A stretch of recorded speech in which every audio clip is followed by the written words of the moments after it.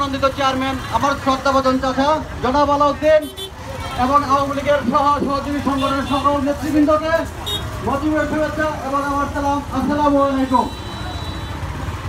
Barrister সুমনকে নিয়ে দুই একটি কথা না বললেই না। ব্যারিস্টার সুমন একটা ব্র্যান্ড। ব্যারিস্টার সুমন হাজারো তরুণের স্বপ্নদ্রষ্টা। ব্যারিস্টার সুমন একদিনে সৃষ্টি হয় নাই। আমি শুধু একটি কথা বলতে চাই, ব্যারিস্টার সুমনের যদি কিছু হয় প্রতিটা ঘরে ঘরে আগুন জ্বলবে। এর সাথে বলতে চাই আমাদের নেত্রী আমাদের প্রাণপ্রিয় নেত্রী মমতাময়ী নেত্রী, ওনাকে একজন গানম্যান দিয়েছে। আমি এখান থেকে একটা ঘোষণা দিতে চাই, আমার নেত্রীকে ধন্যবাদ জানাতে চাই। উনি আমার নেতা প্রটোকল নিশ্চিত করেছে। ভবিষ্যতে যদি আমার নেতার প্রটোকল নিশ্চিত না হয়, হবিগঞ্জ জেলা তথা মাধবপুর উপজেলা ছাত্রলীগের সমন্বয়ে দুর্বার আন্দোলন করে তুলব ইনশাআল্লাহ।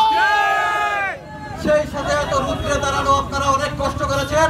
শুধু আওয়ামী লীগের না, বিভিন্ন দলের অঙ্গ সংগঠনের সহযোগী সংগঠনের নেতৃবৃন্দ আছেন, সবাইকে ধন্যবাদ জানাচ্ছি এত সুন্দর এত সুশ্রী একটা অনুষ্ঠান আমাদেরকে উপহার দেওয়ার জন্য। আসলে সংক্ষিপ্ত বক্তৃতা বিশেষ কিছু বলতে চাই না, সবাইকে ধন্যবাদ জানিয়ে আমি আমার সংক্ষিপ্ত বক্তব্য শেষ করছি। জয় বাংলা, জয় বঙ্গবন্ধু।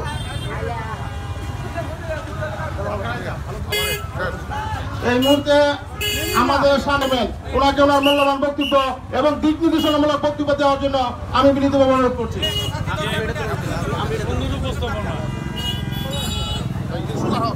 প্রতিবাদে আজকের এই মানববন্ধনে যে যেখান থেকে যেভাবে অংশগ্রহণ করেছেন, আমি আপনাদের প্রত্যেকের প্রতি কৃতজ্ঞতা জ্ঞাপন করছি।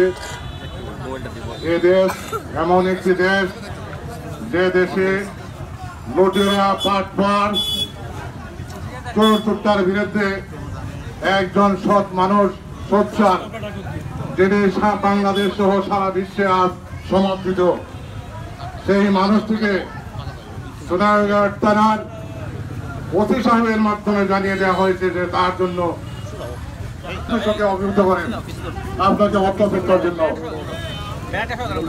বাহিনী মাঠে।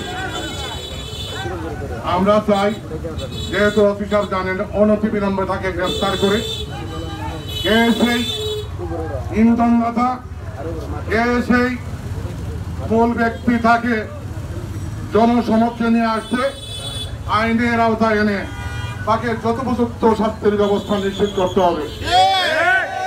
ব্যারিস্টার সুমন যে একক ব্যক্তি নয়, তিনি সংসদ সদস্য। হত্যা করার মানুষের হুমকি আর এখন আর কিপ্রিয়া সাহেব যেভাবে হত্যা হয়েছিল, আজকের সেই পরিবেশ নেই। আজকের পরিবেশ অত্যন্ত সোচ্চার পরিবেশ। কিচ্ছু হবে তার ভাঙ্গা জবাব হবে। শুধু মাধবপুর সোনারগাঁও কেন, হবিগঞ্জ, বৃহত্তর সিলেট সহ সারা বাংলাদেশ আমি আজকে অবহিত করতে চাই, তার পূর্ণাঙ্গ নির্যাতন বিধান করতে হবে। একজন সংসদ সদস্য, একজন নাগরিক হিসাবে তার প্রাপ্য নিশ্চয়তা, তার জানমালের হেফাজত সরকার এবং প্রশাসনের উপরে বর্তায়। আমরা প্রশাসনকে বলবো, তার যথাযথ নিশ্চিত অভিধানে যেন কার্পণ্য না হয়, অন্যথায় যে পরিবেশ সৃষ্টি হবে সেই পরিবেশ দমিয়ে রাখার মতো কোনো শক্তি আছে আমাদের মনে হয় না।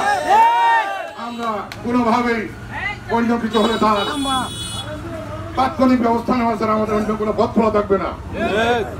আমি যারা এই মানববন্ধনে অংশগ্রহণ করেছেন, যেহেতু তথ্যের মধ্যে দাঁড়িয়ে আছি, দীর্ঘক্ষণ যাবৎ একটা রাস্তাটাও পর্যাপ্ত ঝামেলা হইতেছে।